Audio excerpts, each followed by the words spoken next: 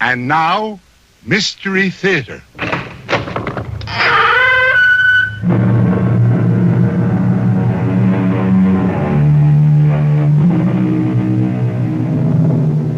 Come in. Welcome. I'm E.G. Marshall. How many authors, scientists, philosophers, and just plain folk like us have toyed with the idea of time as a fourth dimension?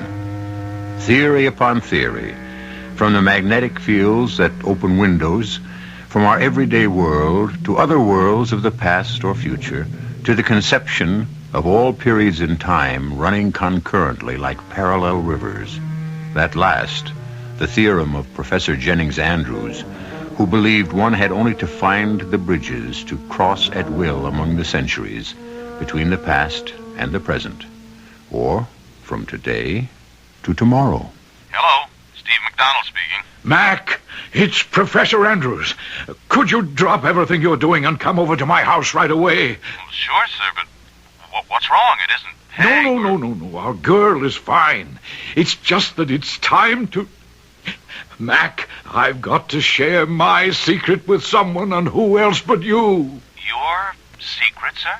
Mac, I think I've done it. The discovery of the centuries. In fact, I know I have. You're not talking about the bridge. Yes, but only to you. No one else must know until I can prove it beyond doubt.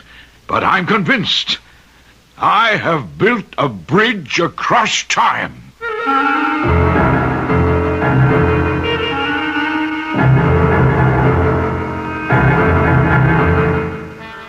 Our mystery drama, Assassination in Time, was written especially for the Mystery Theater by Ian Martin and stars William Redfield and Jennifer Harmon.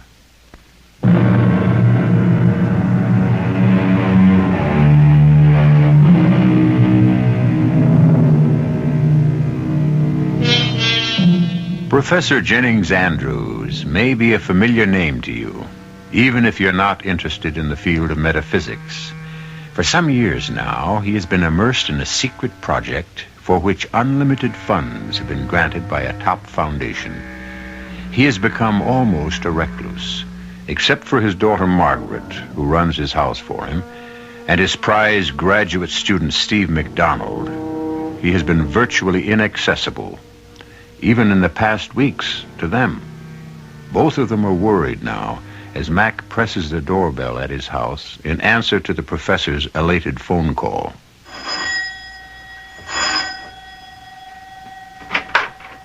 Mac! Peg, darling, how are you, sweetie? Worried to death, if you want to know. Ever since you phoned me about Dad's phone call. Well, where is he? In his lab. Come on in. Into the living room for a minute. Well, honey, any other time, but my master's voice has Before called. you see Dad, I must talk to you, Mac. I'm worried. But, Peg, I won't keep you a moment. He doesn't know you're here yet. Well, he must have heard the doorbell. Back there in the lab? Not a chance. He's so tied up in what he's doing, I have to hammer on the door just to get him to come out and eat his meals. What is he working on? Sit down for a moment, Mac. And hold me. Oh, I don't generally have to be asked. Hey, your hands are like ice. And you got the shakes. I have this churning gut feeling.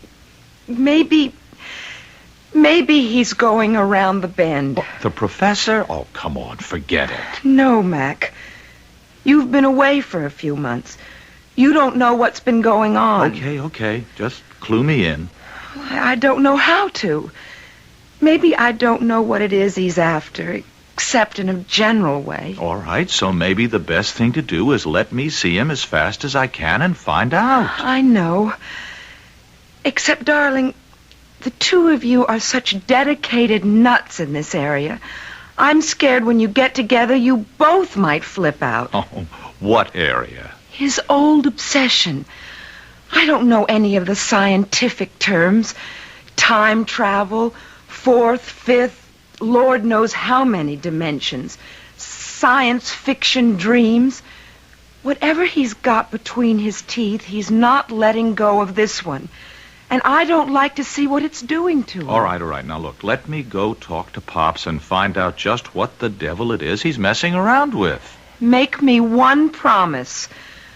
Don't get involved with any of his experiments without checking me out first. Oh, Peg. Promise me that. I promise. Okay. It's just an anchor. I just hope it'll hold after you and Pops have talked together. I'm just scared. As much as I've ever been in my life.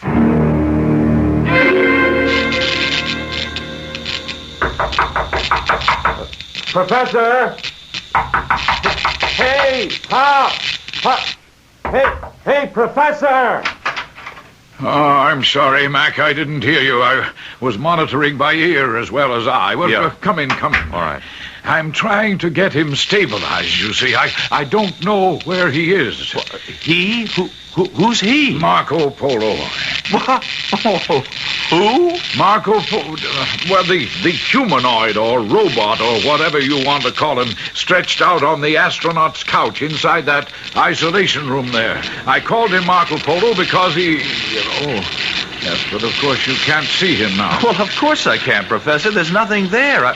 Although... Of course there's nothing there. I have him back in time now. But you can see the shape of his body where the restraining straps were pulled tight to hold him fast. Well, now, wait. I can see they're sort of shaped as though they were bound around something, but there's nothing inside. I mean, look, what's the trick? What holds them up like that? Some kind of magnet? Mac, that whole booth there inside is a magnetic field. There's a lead mesh buried in the glass so fine, so highly concentrated that no radio or electromagnetic waves can escape. And you mean that's what holds those belts and those contours? No. That's Marco Polo's body. You mean he's invisible? Well, something like that. You can't see him, but in one sense he is there. But in another, there we are. He's arrived. Now, to activate him. Wait a minute. Arrived? Where? That's the only thing I haven't quite solved yet, because his functions are limited, you see. Oh. From what he's been able to bring back, I can only make educated guesses. My best estimate would be this time somewhere in the Middle Ages. But North America, I hope, on the East Coast, if possible. He might be able to bring back some trace of Indian habitation. No, wait a minute. Wait. Are you trying to tell me that mass of knobs and buttons and switches that you're operating are controlling some sort of robot that you've sent time traveling? Well, of course I am. But, Professor, that's crazy. Why? That's cartoon science fiction. Oh, Mac, you're the last person I'd expect to find with a closed mind. Son, I tell you, I've scored a major breakthrough so incredible that it's going to rock the scientific world. Hey, Pops, now take it easy. Remember your blood pressure. Well, now you sound like Margaret. She's been hovering over me these days like a mother hen. She feels that you're just about to... Hey, what? Wait a minute. Oh, what's that? That's Marco Polo. He must be in trouble. It's a built-in alarm mechanism. Cut off that knife switch on the red panel. Roger. All right, I got it. Okay. Now keep your eyes on that isolation booth. Watch the launching table with the straps that interested you so. Now you're going to find out what holds them in that shape.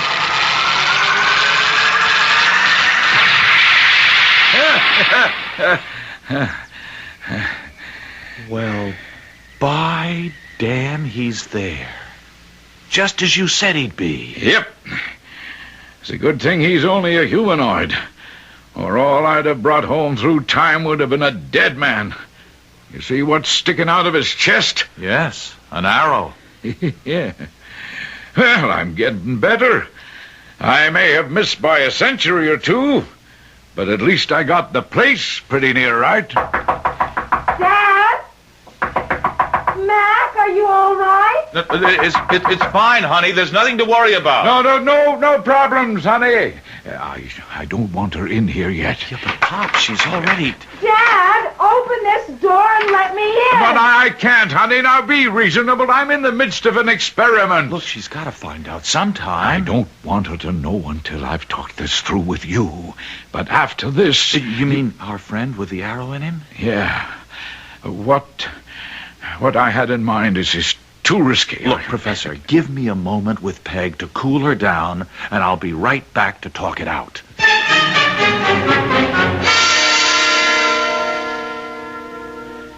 No, Mark. It's too much to ask of anyone. I should never have No, thought look, of it. Pops, I want to go. It's like being the first man on the Oh, moon. son, but there's too much danger. No, not when a human being is involved. Poor old Marco there has only a built-in reactor to danger after it happens to him. A human could anticipate it and could, well, just get out of it in time. If you'll excuse the pun. I don't know, Mark. I'd go myself, but to orient you to the panels and all the controls and just how to balance and counterweigh them, well, that would take months. No, the right one to go is me. There's only one hitch that I can see. Oh, I'm way ahead of you. Whoever you are, wherever you are, you're going to have to actually replace someone who has already existed in history. Yes. And that may control just where you end up. But remember, if it puts you in any danger, or it's too difficult to maintain the deception, just activate the danger signal and I'll have you right out of it. If I am myself, now maybe I'll really be that other person, and all my today identity will be wiped out. Then what happens to whoever it is, or was, well, they might turn up here in the present. Ah, yes, but you see, that was the purpose of the straps. But nobody ever did when you sent old Marco Polo on his travels. Because he wasn't a living creature, just a machine. Oh. Still, might interfere with your return. It is a large hitch, you're right. And I have no right to ask you to take the risk. You don't have to ask me, Pops. I'm ready and straining at the bit. The hitch is your daughter and my girl, Peg. I don't know how I'm going to talk her into letting me try it.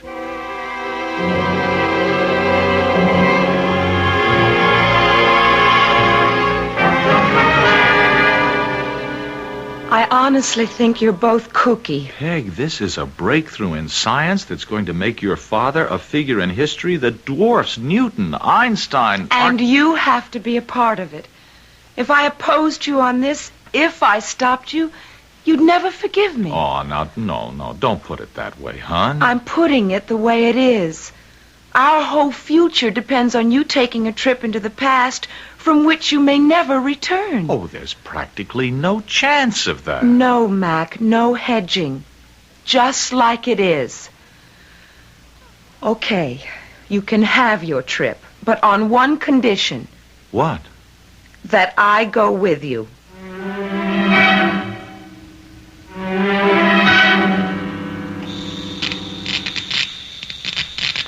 Well, guess we're all ready. The strap's too tight? Mine are fine. Same here. Margaret, you all right, dear? I have butterflies, and no, I'm not all right. I took one peek in the mirror, and I look like Grandma Moses. Between this Mother Hubbard and my hair pulled back in a bun. Well, we can't look too modern. I mean, look at me with the tousled hair and the half-baked beard and the blue jeans. Well, I'm aiming for somewhere as soon after the American Revolution as possible. Why pick that period? Well, because it's easier, I think, honey. You could be farmers. Your accents are East Coast and not regional. There should be no language barrier. And you know enough American history to help blend in. And besides, it's our bicentennial year. What a way to celebrate and kick off a new miracle in science, huh? You have the gold nuggets. It's the best I could do for money. We're fine, Pops. What are we waiting for? Well, I don't know. Maybe I shouldn't risk you two kids. Look, Dad, that's all buttoned up now. All right, then. Good luck, kids. Thumbs up.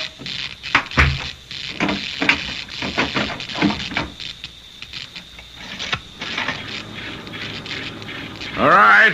I'm at the board now. I'm about to activate the field inside your room. Check me if there's any discomfort. Roger, Pops. You all okay? No reaction here. Everything normal. How is it now? Fine, Dad, fine. But for Pete's sake, let's get this show on the road. All right, here goes. And God help me to be in the right and to bring them to no harm.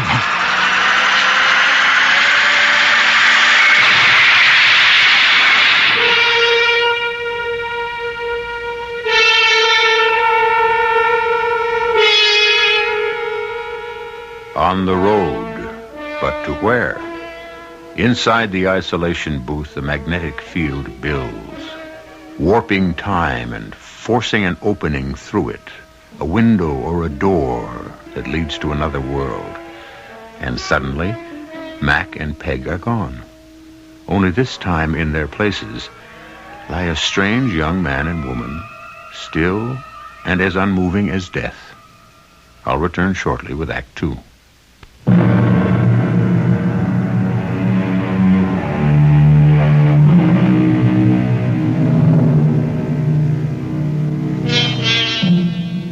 Through the lead-shielded glass, the professor peers at the two unmoving strangers bound by the straps to the couches.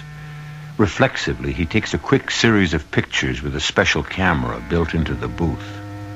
Because of the tightly woven mesh, it is hard to distinguish features, but both man and woman are dressed in nightshirts. Or are they shrouds? But other questions crowd the professor's head. Have Mac and his daughter replaced these two? If so, in what century? What year? What place? And alive or dead? Mac. Mac!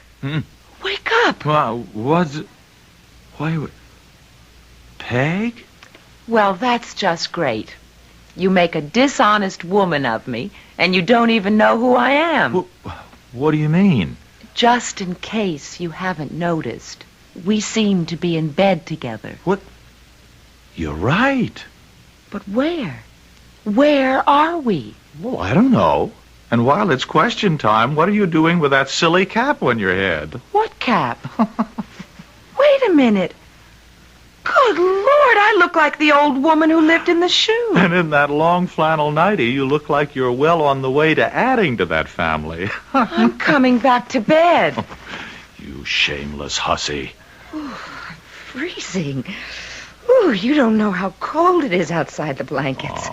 Hold me. There. Is that better? Ooh, I guess. Yes. Well, now let's see. We seem to have replaced two other people in the year of our Lord, whatever it is. Say, look. What? There's a fireplace and some logs. I'm going to light us a fire and get the chill off this place. Well, how about that? Carpet slippers. There's a robe at the bottom of the bed. Yeah, I see it. Any way to light the fire? Yes, but hold your breath.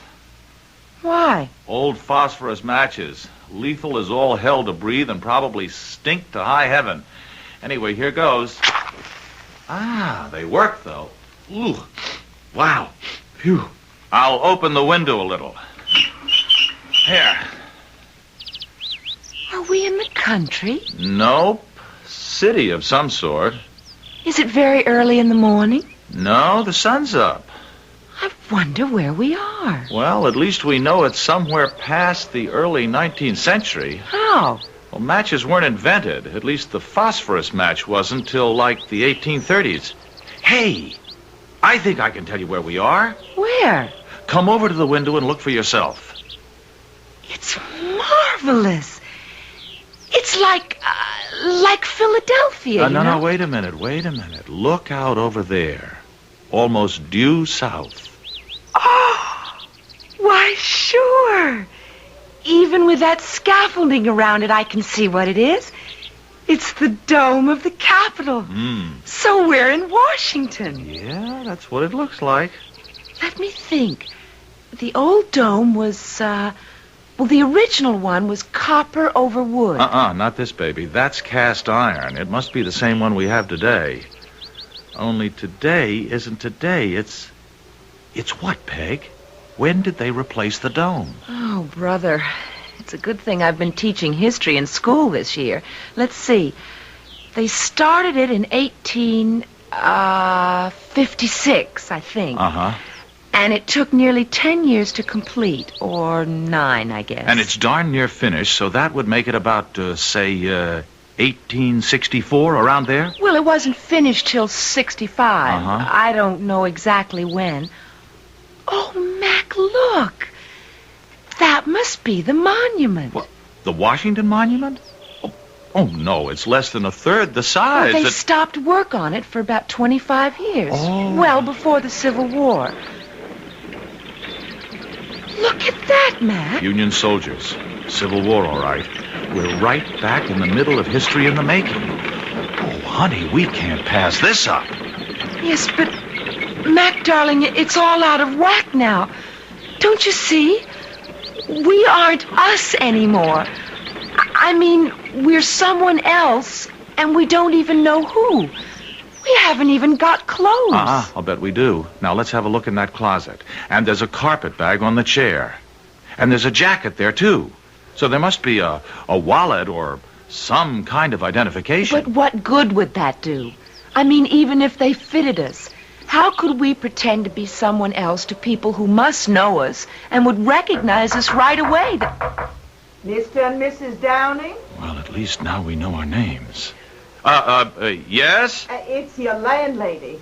May I come in? Well, I'm afraid I'm just dressing at the moment. Oh, I am sorry. It was just that I didn't have a chance to meet you when you arrived last night.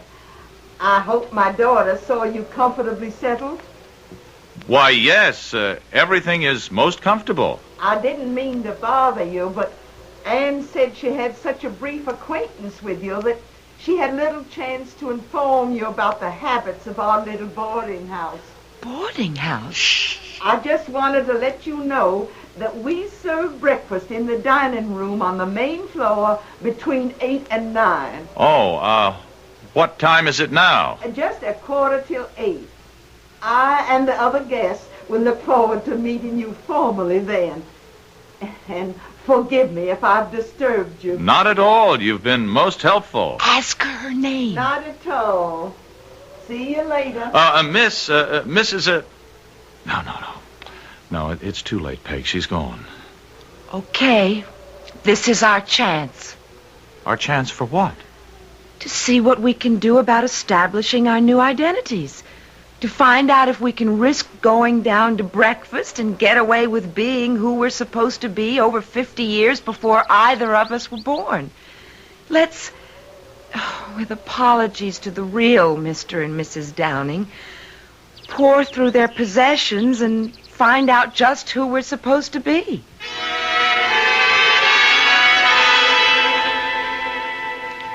You look like Claudette Colbert or Joan Crawford in one of those old TV reruns of Hollywood movies. More like Vivian Lee.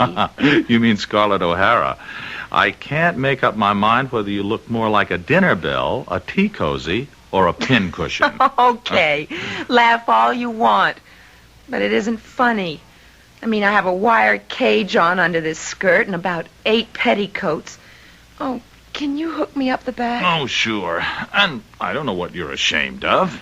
You look beautiful in a crinoline. I'm ashamed of someone else's clothes, someone else's identities, and prying into other people's private, intimate business. That's what I'm ashamed of. These two tragic people, guilty of nothing but loving each other and trying to expiate their sin with a suicide pact. It's another era, Peg. That was their solution. Was?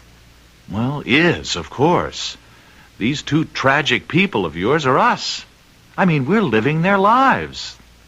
Maybe we better cut and run. Are you afraid? I'm afraid of everything about this whole mysterious, out-of-this-world adventure. But we're not going back till you make up your mind it's time to. I've forced myself on you, made you let me come along. I'm not going to be a drag on you. Aren't you finished hooking yet? I think. There must be like 50 of them. I wonder where they are. I mean the Downings. Oh, you mean Asa and Rebecca. Only her name isn't really Downing, remember. It's Mrs. Charlton Fryer. Poor Becky. Married to that horrible husband who won't let her go to marry Asa. Oh, my God. Do you suppose they've done it yet? Killed themselves? I don't see how. The pistols are here and still loaded. Then where are they? Well, if we're taking their place... Then they're in our century, taking our place. Yes, I guess that's the way it would work.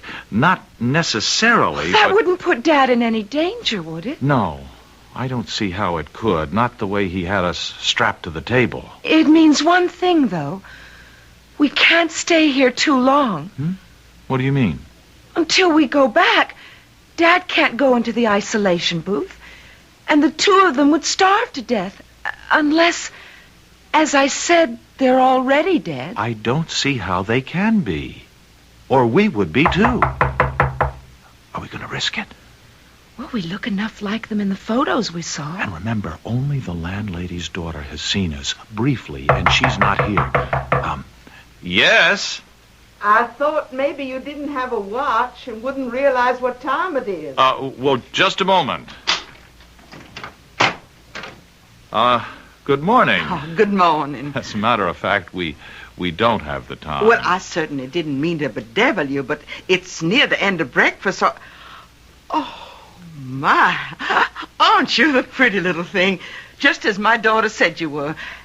And such a handsome husband. Newlyweds, I'd reckon. Well, Oh, don't mind me. Now, come on along. I'll take you downstairs. Will you be stopping with us long? Why, We really can't tell. Just long enough to find our own place. Of course, I understand. You're not with the Army, Mr. Downing? Not now. Well, I can assure you, ma'am, these clothes feel very strange to me. Oh, so you must have been. Oh, well, we should let that be.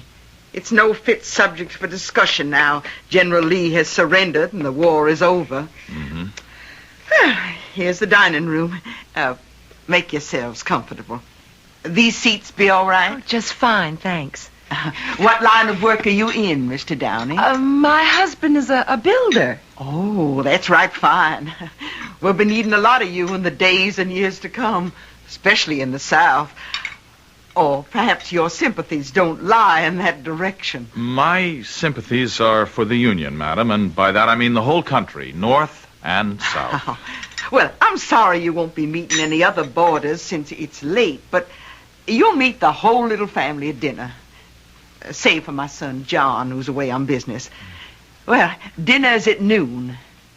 Now, anything else I can get you while breakfast's on the way? Oh, why, yes. Do you have a newspaper by any chance? Oh, there's a copy of the National Intelligencer right there on the sideboard. Oh, thank you, Mrs. Oh, I'm embarrassed, but not having met you in person last night, your name has escaped me. Oh, well, Lord knows it's not that special anyone should remember it.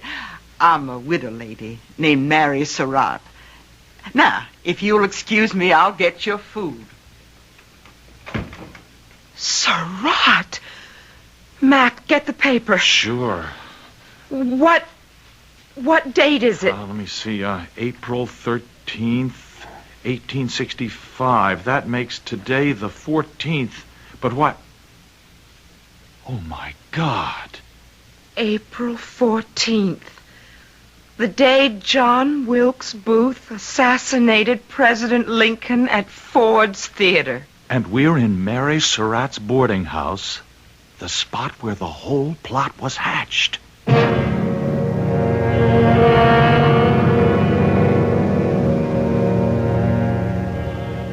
If you or I had been in the position of knowing without a shadow of a doubt the dreadful thing that was to happen on this day, what would we have done? And how?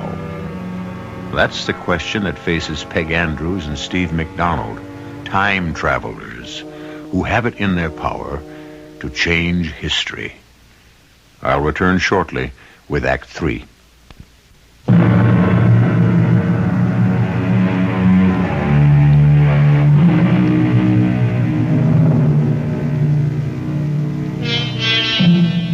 was an uneasy, uncomfortable, and seemingly endless breakfast. If Mrs. Surratt noticed Peg and Mac's agitation, she no doubt would have put it down to the fact that she had decided they were newlyweds. Finally, after choking down as much as they could of the ham and eggs, hominy grits, and tea, they were able to break away. Why, you two little lovebirds only nibbled at your breakfast. I'm sorry, Mrs. Surratt. Oh, I understand. I'm not so old I don't remember my wedding breakfast. I was a mite nervous, too. I wonder if you'd excuse me. I'd like to go back to our room. Oh, of course. I can quite understand your wanting to be alone. But I'll make sure you get called early enough to meet everyone and eat a good dinner at noon. Oh, perhaps you'd better not expect us for dinner today. No? Visiting friends here in Washington? No, we just want to have a picture taken and take care of a few errands, like going to the bank. Oh, Lord, don't you worry about that. I can see you're the kind to be trusted. But if you're having a picture taken, let me recommend Gardner's Studio. He takes all the honeymooners. And for the times, his prices are reasonable. Well, we'll remember that. And now, if you'll excuse us, we have a few things to straighten out.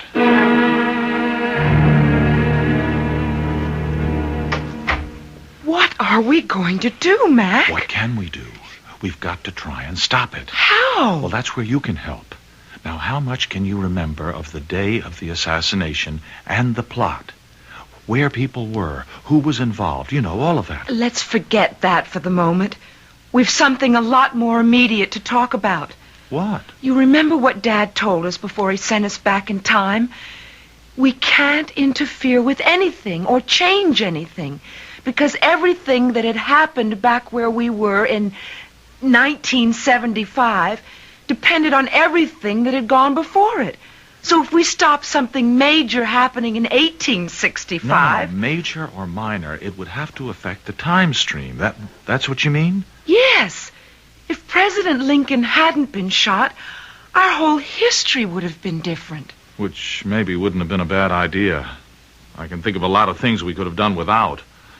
Wars, depressions. Oh, there are a lot of things that were good, too. Like us, for example. You and me. If we try to change your time stream or whatever, we could never have met or even existed. But, Peg, we're together now.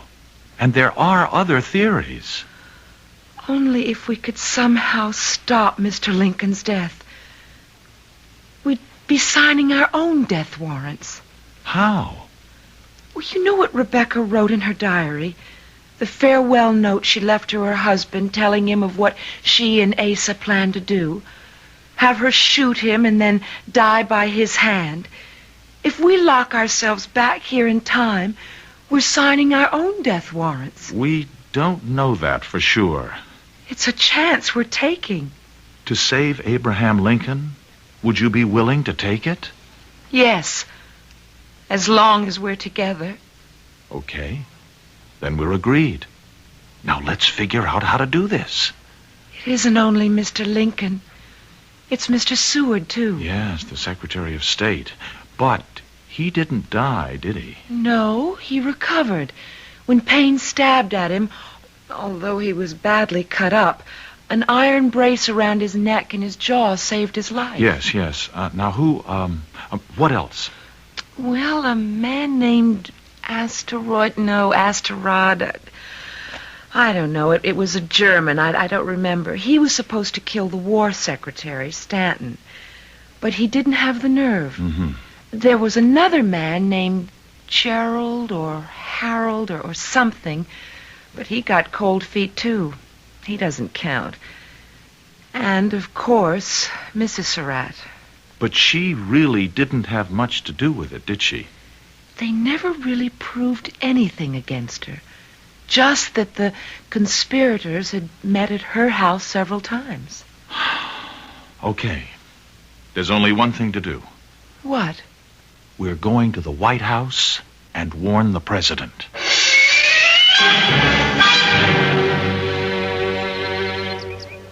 Well, if this is Pennsylvania Avenue, that must be it, but It doesn't look like the White House. It wasn't even called that then. I mean now.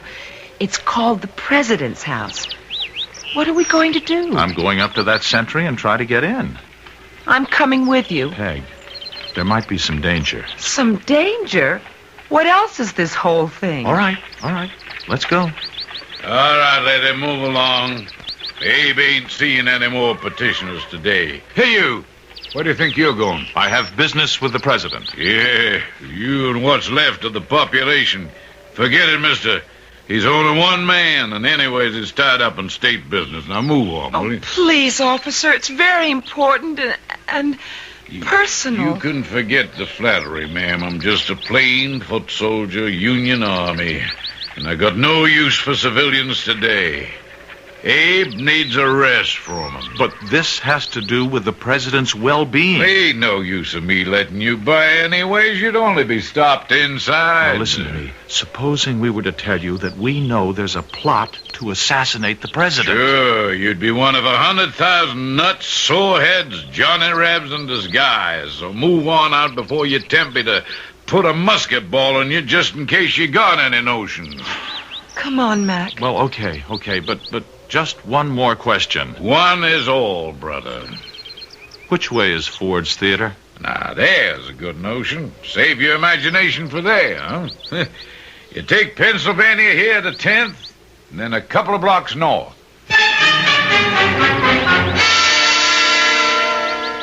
What did you come here for? Just to locate the theater and... Wait a minute. You see that guy there? Which? The dark-haired, shortish guy on the other side of the street in the cavalry boots and spurs, walking towards the theater. Isn't that Booth? Morning, Mr. Ford. Mr. Booth? Give you a hand unloading your buggy? Why, no thanks. One of my actors will be right out to help. Do you really think you can drum up any business for that turkey, our American cousin, you were foolish enough to produce? I'll wager, sir, I'll outdo Gray's theater tonight. Mr. Lincoln and General Grant are attending the performance. So... if it were my theater, I wouldn't give him standing room. But I promise you, it will be a night to remember. I'd give anything to know what they're talking about. I'd have given a lot more to have brought the Downing's pistols with me and put a couple of shots into Mr. Booth. You couldn't be a murderer, Mac. Oh, I know. Anyway, it's too late now. Now what? We'll try Mr. Seward's house and Mr. Stanton's. Anyone, anywhere who'll maybe stop long enough to listen to us.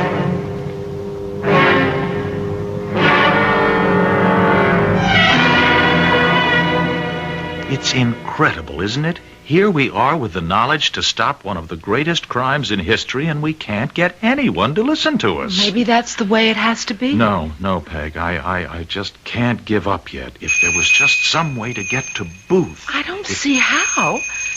Well, there seems to be a lot of activity around this house tonight. What?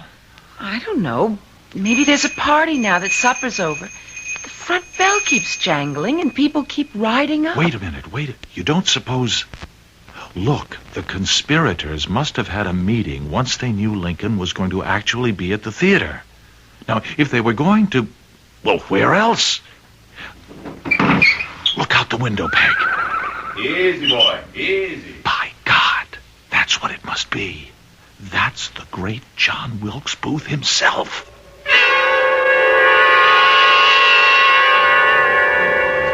Can you hear what they're saying? No, not really. Just enough to know they're planning something. I heard the name Payne, though. Well, then it's the plot, all right. He's the one who... I want you, baby, to hold the horses. And Asterod, you will kill the Secretary of War, Stanton. Payne, my trusted friend, I leave the Secretary of State to you. You will make sure of Seward.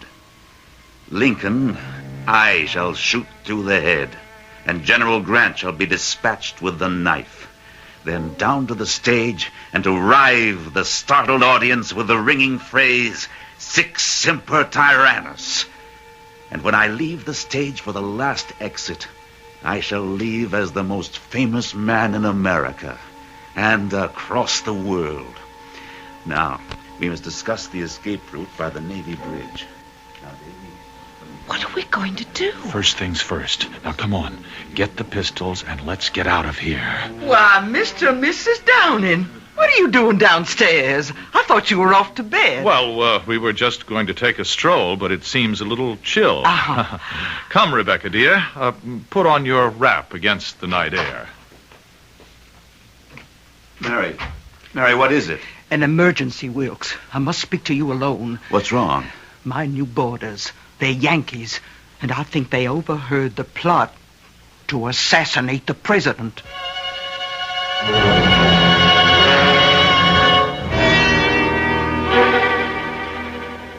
Where are we going, Mac? I noticed a little park on the way to the theater. Now, Booth will have to pass through there on the way. The others will have split by then. I'm going to ambush him. And? And nothing. Just keep him from getting to Ford's Theater tonight. At least it'll save the president. Here's the park now. What, Peg, what is it? Lover's Rest. That's where the Downings were going to commit suicide. Mac, look out! What is it? John Wilkes Booth. Get the alarm for Dad, quick! Are you the Downings? Yes. Are you John Wilkes Booth? Forget that. I will not let you stop the march of history. Nor I you!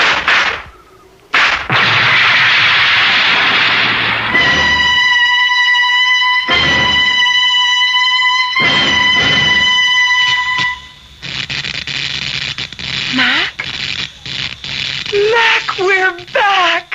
We didn't get shot? Or kill each other in that suicide pact? If anyone got shot, it must have been Asa and Rebecca. Hello, Dad. Oh, honey. Oh, children. Now, what's all this about being shot? Are you all right? Well, a bit shook, sir, but I guess all here.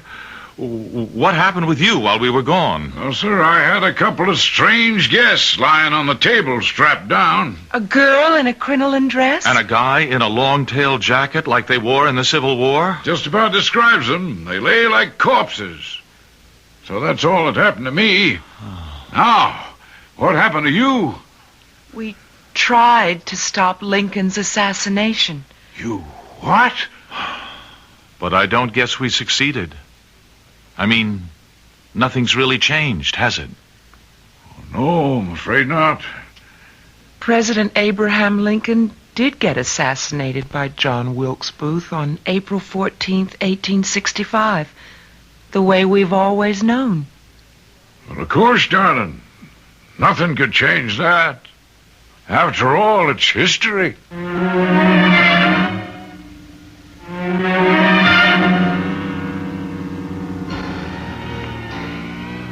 It's history, all right. But might it not have been? And if the tragic occurrence had never happened, how much better or worse might our country or the world have been? We'll never know, of course. And there's the fascination of life, leaving just a few loose ends in our story, which I'll be back to gather up very shortly.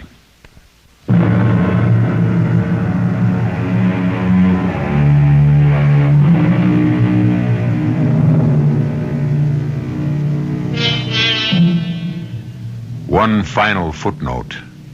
It is fascinating that in one of the Washington papers of December 15th, 1865, black bannered headlined with the assassination reports, buried in the back pages was a small note that the bodies of Asa Downing and Rebecca Fryer had been discovered in what appeared to be a suicide pact. The item might never have made the paper except for the coincidence that the death tryst was so near the now famous Ford's Theater. Our cast included Jennifer Harmon, William Redfield, Ian Martin, Bryna Rayburn, and Gordon Gould. The entire production was under the direction of Hyman Brown. This is E.G. Marshall inviting you to return to our Mystery Theater for another adventure in the macabre. Until next time, pleasant dreams.